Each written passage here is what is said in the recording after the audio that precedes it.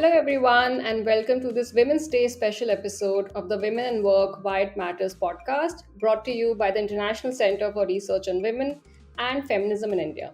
I am Japleen, the founder and CEO of FII, and on this International Women's Day, I'm so honored to welcome Peggy Clark. Peggy Clark is the CEO and President for the International Center for Research on Women.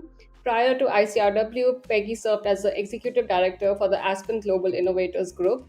She has also worked with the Ford Foundation and Save the Children, where she developed and implemented programs in 45 countries and across 6 geographic regions. She holds a Master of Arts in Economics and Latin American Studies from Johns Hopkins University and a Bachelor of Arts in Anthropology and Fine Arts from Colgate University. Hi, Peggy, and welcome to Women in Work Why It Matters podcast. Hi, Japleen. Good morning. I'm delighted to be here with you. Thank you. Thank you so much, Peggy. And it's a great day to be talking about gender inequalities and women in work on International Women's Day, which, as you would know, was initially called International Working Women's Day, as it emerged from the activities of labor movements at the turn of the 20th century in North America and across Europe. And the 4 UN women's conferences commemorated a rallying point to build support for women's rights and participation in the political and economic arenas. At FII, we celebrate International Women's Day by coming together with the women's movement in India and joining a march. I would love to know, how do you and ICRW team celebrates Women's Day, and what does it mean for you? Thanks so much, Japleen. And, I'm really honored to be here with you, particularly because India has been at the forefront of feminist movements for decades. And some of the most important leaders that have led us all forward in women's rights are from India, as you know. So how we will do it is, it's a big day for us at ICRW. We'll be featuring a lot of our work in both Africa and India on social media. And we will be celebrating. We're not together because of COVID, but if we were, we would be having a big lunch and celebrating International Women's Day with all of our colleague programs in the Washington, D.C. area where I am based. Yeah, same, Peggy. We are also working from home, but we are meeting prior to Women's Day, so we would be having an early celebration definitely. So, without any further delay, Peggy, I would like to talk about, some very important points that have come up after the pandemic, the ripple effects from the pandemic, which shed light on and further exacerbated existing social inequities. So, could you tell us a little more about these social inequities? Yeah, Japleen, I think it's such an interesting point. In so many ways, the COVID pandemic has cracked open the issue of inequities across different fronts in a way that we have never seen before. And I don't think we will ever go back to what it was like before the pandemic. And specifically, I think each of us is experiencing this in our own lives, in our own families, in our communities, in our nations, and in the world. So as we know, as good feminists, we've been talking for years and years and years about the role of women's role in the world, particularly with unpaid work and caregiving. And during the pandemic, we have seen that so many women have been affected by COVID because in countries where there's no childcare provisions and very little support for caregiving, many women have had to leave the workforce. So in a historic way, women have been holding up the health and the wellness of their families and their communities and the economy for many years. But for the first time, because of the pandemic, we're actually really feeling what it feels like when women have had to leave the workforce in droves because of not having childcare and not having others to care for the elderly. So there's this profound inequity that we've seen, where we are so much more aware of this burden, Japleen, that women have always held, but it's much more profound right now. And similarly, the inequities that we know exist in the world, health inequities between the global north and the global south, are so profound, and we are seeing them in a way we've never understood them before. So the world is cracked open right now, and women are at the center holding those pieces together. And all of a sudden, policymakers and others who are generally just focused on formal employment, on a traditional notion of GDP, the reality of what we mean by a feminist understanding of our economy and the health of our nation is in front of everyone's face. And so it's an interesting moment for us all. You are right, Peggy. We have, similar data points from India also, where we saw domestic violence on a rise after the during the pandemic, and it still is, and as well as women leaving the workforce. And I think these data points are not just specific to one country or one region, but they are systemic and have a global impact on women and work. So, Peggy, what would you say? How can we go about addressing these systemic inequities, and um what role do institutions and the state play in ensuring that we recover from the impact of COVID-19? I'm so glad you raised the point about gender based violence, Japleen. It is gender based violence has increased astronomically during COVID. And again, we've always known that this has been a pervasive endemic challenge in our society, but it's off the charts what's happening in every country of the world right now. And so some of the work that we're doing, and I'm sure others in India are, is trying to find ways to support women who are in their homes in a violent situation with intimate partners, and find ways for shelter and opportunity and support to those victims, which has been very difficult to do during COVID, particularly during lockdowns. Women's shelters have had to be closed.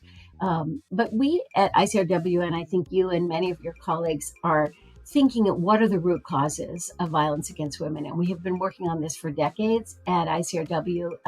ICRW in India, our magnificent colleagues there have done some profound work with boys and young men in the schools. And so starting at a very, very young age, unpacking and addressing gender stereotypes and gender norms that have led to this really epidemic of gender-based violence that we've experienced for so many years. So I think we need to really double down on all of our work on addressing gender-based violence, because it is one of the most serious problems that we face in terms of creating a more gender equal world. The other thing, Japeen, I think is so interesting is that the caregiving economy, all of a sudden, feminist economists that have been talking about it for so long, the caregiving economy is seen as a real thing. And what does that mean? That is all of the unpaid work that generally women do, caring for children, caring for the elderly, cooking, taking care of the home, that this is a true contribution to society, and that we cannot survive without recognizing and supporting that. And so I think part of what's happening is thinking about where are countries surviving better the pandemic, and which countries have addressed through their policies some of the most important elements that recognize the caregiving role of women. So, for example, maternal childcare leave and childcare policies are a profoundly important part of a gender equal society. Also, a more recognized understanding of the role that women play as caregivers. Maternal mortality rates have also really, really jumped during the pandemic, Japleen, which is incredibly troubling. So those most critical issues of the caregiving economy, gender-based violence, are ones that we immediately have to focus on in the middle of the pandemic. I completely agree, Peggy. I firmly believe that gender sensitization trainings should start from the very beginning. And there is always this conversation on empowering girls and women, but I feel we don't just need to empower women and girls, but also empower men and boys. Because if we only empower women and girls, men and boys will never reach, and again there will be conflict, which we see when empowered women and girls challenge patriarchal structure. So I completely agree with you, and it's so great that the ICRW team in India are working on men and boys.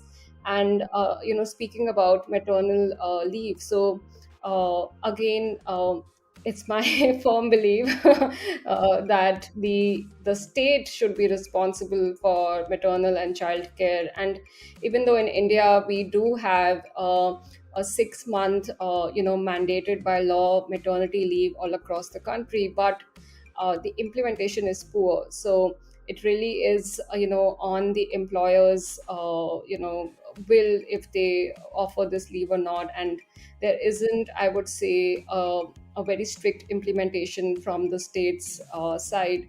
So laws alone do not work. They need to be implemented strictly, and there has to be some kind of penalty if they don't. And I really hope that, post this pandemic, the state and government institutions realize that how much of caregiving work women have been doing for decades, and it's really time that the state invests in the future of the nation, of the country, because children are, the future of the nation. But speaking on, ICRW's work, so ICRW has been doing this work for over 4 decades, and much of that work has been focused regionally. Given the global implications of COVID, how do organizations like ICRW tackle the far-reaching challenges that have taken root worldwide? Yeah, thank you for that question, Japleen. I think there's a number of movements that are happening at the global level, not just the country or the regional level, that are really quite interesting and quite promising. For example, our advocacy team is working on feminist foreign policy. So, what is a feminist foreign policy? That's such an interesting thing, and it was the very first time we heard about the term was from Margaret Wallström in Sweden, and Sweden declared that they were taking on a feminist foreign policy. So, what does feminism mean? And you all live this and breathe this, so I'd love to hear your own thoughts about this. But it's a very profound and a very simple notion, which is that people of all sexes and genders are equal. And that notion pervades everything that we do. And so it puts the question of gender at the center of all of the actions as it relates to how that country interacts in the world. So it's its defense, thinks about the role of women in peacekeeping. It's in its development assistance, the role of women and the role that we can play in development assistance, the role of women in the military, in a number of other areas. And the question of gender is central to a country's identity. So just today, I'm happy to say that Germany has just stated with its new election that they're going to become the next country to take on a feminist foreign policy. I think that trend towards not just having women as a separate bucket, more fundamentally integrated into a nation's identity and how they approach problems in the world is profoundly important. And so we have Sweden, Canada, France, Mexico, Germany leading the way in this area. And as you know, women's rights organizations are at the forefront of this. They have pushed for this thinking, and that is a really important piece. So in answer to your question about globally, I was very, you and I are different ages, and I would love to hear our different perceptions of feminism. But I was very, very, very much formed by the global women's movement.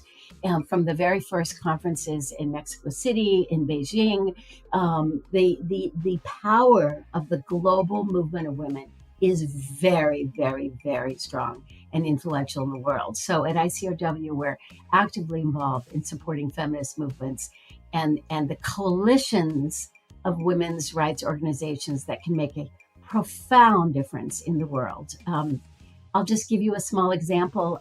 In Kenya, for example, women's rights organizations became very involved in influencing the government's response to COVID and addressing the challenges that women were facing in the informal settlements, in the slums, across the country. So I think that our work in this area of movement building and ecosystem building is really critical to moving policy. That's really great to know that Germany has taken this step. And, I would just quote bell hooks here and say that feminism is for everybody and everyone should be a feminist, courtesy Adiji. For me, feminism is as basic as social justice. I believe that it is the very opposite of social inequality. We don't just need gender equality, but going a little beyond that, we need social justice, because we need to recognize that not everybody started at the same point, not everybody had the same privileges, and some people had more privileges than others, and some people were discriminated based on their social identity. So uh, I believe that feminism, encompasses all of this and talks about social justice. That's how I define and I understand feminism, and I owe it to so many feminists from India, but also from US. Bell Hooks, Kimberly Crenshaw. These are all people that I read and are my favorites. So, but yeah, it's so good to know uh, that countries are taking this step, and I do hope that our countries will also reach there someday. um, but let's go ahead with our interview, and I also would like to know more about, I keep hearing everybody mention centering women, girls, and marginalized people, but what does that really mean? Like, what does that look like when we say that we have to give power to those who have been marginalized? So how do we do that? Mm, that's such an important question. Yeah, it's profound. It's similar to the way that you answer the question around what is feminism, and you quoted bell hooks. It should be like breathing. If we are truly living in an equal world, if we are truly living in an equal world, there is no difference between the opportunities and the life and the experiences of people of any gender. And that is the world we have to hold in our minds and believe is possible to create. We just lost the wonderful Paul Farmer the day before yesterday, who was the founder of Partners in Health. And his whole mission in the world was believing that no one person was less equal than another. And that is the way he really pioneered health equity work all around the world. And he said something, there's a quote from him, something like, all the problems begin when when you think of someone being lesser than another person. And so at its root, it's really about that. But I think in answer to your question of how do we center these issues, what we overlook is, so often, even though you and I've been working for decades combined together on women's rights issues, women's issues are often put to the side. There is sort of a check the box kind of issue. It's a small kind of boutique program. It's not integrated into national policy in the way that it needs to be, or global policies in the way that it needs to be. And what we know, I know, everyone that's listening knows, is that women are at the center of decision making. So, in terms of, for example, women in climate change, women are the resource deciders. How is water used? How many children they have? How is food used in the country? So, investing in women, not just as victims of climate change, but as the engines and the levers of change. So, really centering women and people of all stripes and ages and ethnicities and everything at the center of our interventions is the most critical thing. So we think about that a lot, but it's easier said than done, because, for example, when we think about discrimination, it's so profound and so ingrained in culture that to dismantle it requires working and having it be conscious, as you and I said, like breathing all the time. Completely agree with you on there. I simply would say that centering women is fundamental to every single sustainable development goal that we face: health, economy, climate change. Women are the key decision makers in household. And so when we talk about gender-based approaches, we are talking about profoundly tapping in to the energy of solutions. And that is what I think we need to be doing. Definitely agree, Peggy. This is something that we also continuously say at FII, that everything is a women's issue, not just what is conventionally known as women's issues. gender-based violence, sexual harassment. But being a media platform, when we talk about the economy or the budget or politics, current affairs, and people are like, oh, what has this got to do with feminism? And I said, everything has got to do with feminism, because oil prices affect women. The budget that, so we, India just announced budget for 2022, and what allocation is given to education, what allocation is given to health infrastructure, that all affects women. So everything is a women's issue, and we need to really stop seeing women as some kind of niche category and equating men with general public. Like, that's what, even a very funny example would be, in Delhi, there is in the Delhi metro, there's a women's compartment. But if you go to the general compartment, they'll say, oh, this is not for you. The women's compartment is at the front. And yes, we know there is a reserved compartment for women, but the other compartments are not for men. They are for general public. And I really get irked when people say, oh, you go to the towards the front because that's where the women compartment is. No, we are not a category. We are half the population, and we have the right to the table for everything, ranging from domestic chores to how to run a country. But I will. I want to end this podcast with a call to action. So, what would you want to say to the listeners of the podcast today, on this very special International Women's Day? What is it that, as individuals, as organizations, we can do uh, to raise awareness, to work on gender equality? So, I'm really particularly honored to be with you on International Women's Day, Japleen. The thing that gives me the most hope is the emerging leadership from people like you who are embracing and living and breathing, not just breathing feminism, but singing about it, shouting about it. And I think that what I would say as a call to action is every vote counts and every voice counts. And so when I think of the times in my life when I have been able to move the needle towards gender equity, it's when I really sort of mastered the bravery and the courage within myself to stand up and say, this person harassing is not right. This is not right. And it feels like all the forces are against you.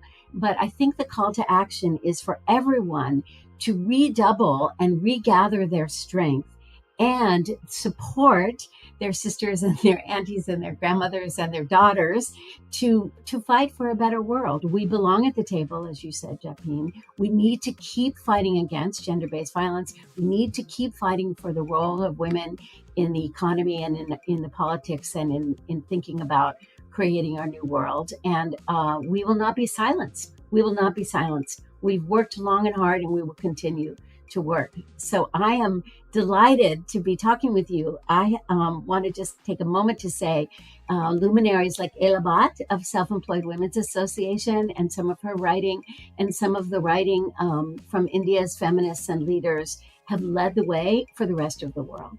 And so I know you will continue to do that. That's so sweet of you. Thank you, Peggy, for talking to me today. This was such a great conversation. To our listeners, keep watching this space because we have two more episodes coming up. In the next episode, we talk to trans activist Grace Banu about how gender, caste, and work are linked with each other. And for the season finale, we are talking to the ICRW Africa team about building back better. For more updates, follow ICRW and FII on social media. And before we end the episode, I just want to say that if you like this episode, don't forget to subscribe and rate Women and Work Why It Matters on your favorite podcast streaming platforms. Have a revolutionary Women's Day, everyone. Thank you.